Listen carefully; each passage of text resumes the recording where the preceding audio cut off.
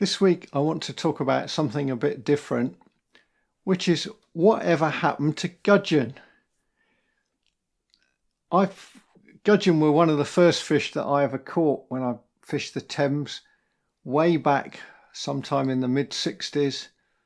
I had one or two fishing trips, first of all on the Castle Mill stream at Oxford, where my family rented a couple of fields for many years, and then on the main river. And I think on the Castle Mill stream the only fish I ever caught were bleak. I think we thought they were dace. My dad didn't know the difference, but I wasn't very old then. And then I started to fish the main river and I caught one or two gudgeon. And then when I started to fish the Thames a bit more keenly at the end of the 60s, I caught even more gudgeon and minnows and bleak, very rarely a dace.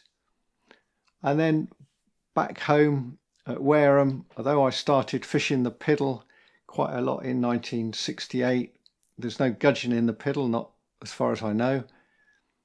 But in 1970, I joined Wareham Club and fished Breach Pond.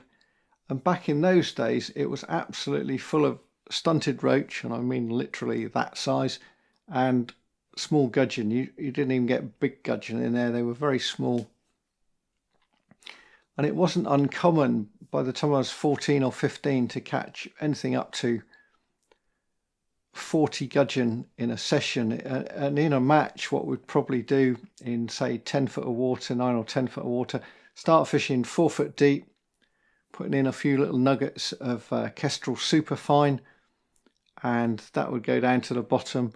And then when the roach sort of ran out, fishing fairly shallow, set up to full depth and start to get a mixture of more small roach on the bottom on this ground bait and these little gudgeon. And this was for match weights.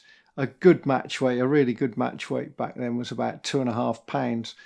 And that might include, like I say, anything up to sort of 20 or 30 gudgeon, occasionally more, and even more of these tiny little roach.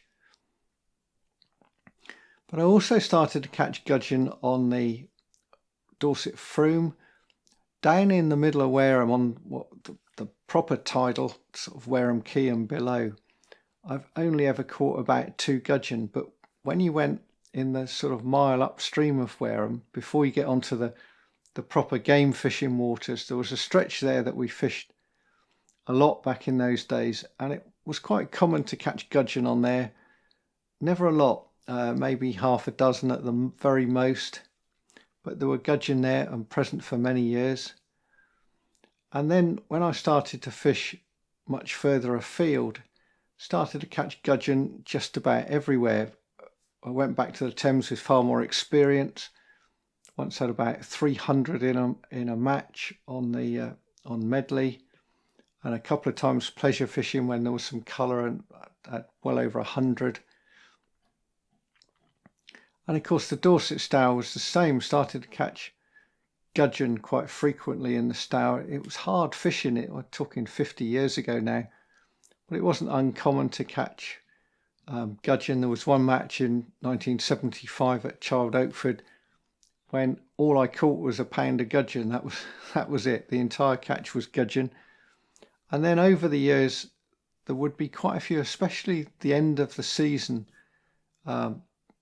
behind Shillingston railway station. It could be very good for roach and some dace and perch and chub, but quite often in sort of end of February into March, if it was mild, you'd start catching quite a lot of gudgeon, anything up to sort of 20 or 30.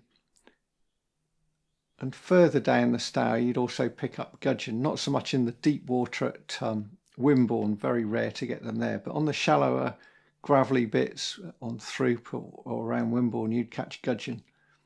But there were gudgeon elsewhere as well, and caught them on other still waters, caught them on Summerley lakes, caught them on Whitemoor.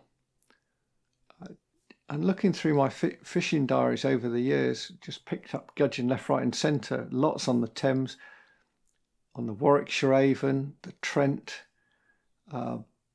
The first national I fished on the Trent, I had over 100.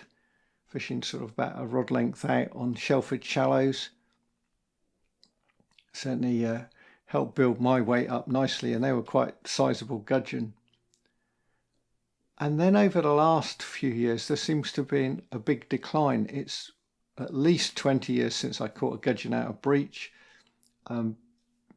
Really, the big numbers of gudgeon disappeared after about 1976.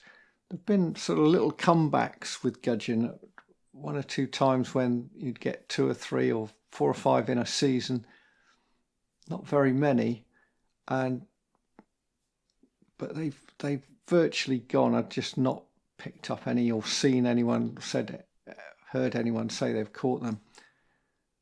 Access on the stretch of the Froome over the last 20 years has been pretty much non-existent, so it's over 20 years since I caught one out of the Froome. And a lot of the time in the summer on the Stour, I'm not fishing with the sort of gear that will get gudgeon. In other words, I'm fishing hemp and tares, and gudgeon don't really fall for hemp and tares. I do catch gudgeon on it, but we're talking about the odd 1 or 2 a season. It's a bit like bleak. You get very few bleak on tares. You get the odd 1 or 2 in a season. But just not seeing the numbers of gudgeon, and I can't explain why they've disappeared on so many waters. Is it because perch have done fairly well over the last couple of decades on the Stour? Breach tends to have a lot of little perch, the odd better one, but they quite you'd think they occupy their own little niche in there and don't seem to be around. On the Stour I get some, and I've noticed sort of wading in through. Sometimes I've had gudgeon around my feet that I'm not catching, and the odd perch come in amongst the sort of weed. They're sort of wading out in the weed. I'm thinking, oh, there's gudgeon down there. And this little bit of footage is in New Weir on Throop, and there's quite a shoal down there, and they're swimming around. And that day I had no gudgeon. I wasn't fishing where the camera is. The camera was down amongst this great big oak log, and I was fishing probably about 8 or 9 yards away from that. I just sort of set the camera going down there. I was quite amazed to see this shoal of gudgeon, quite good sized gudgeon, drifting in and out around the log, and they're obviously in there, just not catching them anymore. Certainly don't see many being caught. So I'll ask you the question, are you still catching gudgeon? Do you get them in the rivers, on still waters? And as I've mentioned, some of these waters were really noted for them. The Trent especially. The 1975 was one of more than one national that was sort of nicknamed the Gudgeon National. That was the Division 2, and people had stupid weights on the Trent in the mid-70s. 1 or 2 anglers, including sort of Kevin Ashurst and Ivan Marks, had bloodworm methods of fishing a short pole to catch anything up to sort of 15 pound of gudgeon, and they thought they could win matches. And then they found as the chub got stronger and stronger, they could fish very hard and get a good weight, but they couldn't win. There were too many 20 pounds coming through beating them, and they weren't interested in coming third. They wanted to win. So that method sort of went, and the gudgeon declined. And of course gudgeon don't live that long. You might think of sort of 3, 4, 5 years tops. They're not a long-lived species like, say, chub or even roach and bream. So, like I say, a little bit different. I'm always pleased to catch a gudgeon. I don't mind catching the odd one. I did get a bit fed up sometimes on the Upper Stour in, say, in February, when you start getting it. Every other fish is a gudgeon, and you think, I want the better roach, please. But until next week, that's goodbye for now.